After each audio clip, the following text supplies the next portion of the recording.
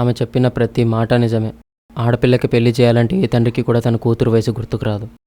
అంటే నేను పిచ్చోని చేస్తున్నావా? మీ అన్న తప్పు చేసిన నేను చేసినట్టేనా?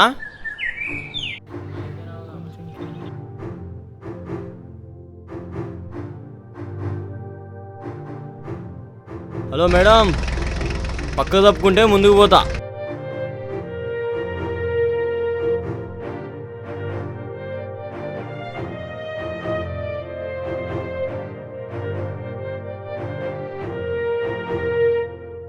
ధర్మిగడ్ అయితే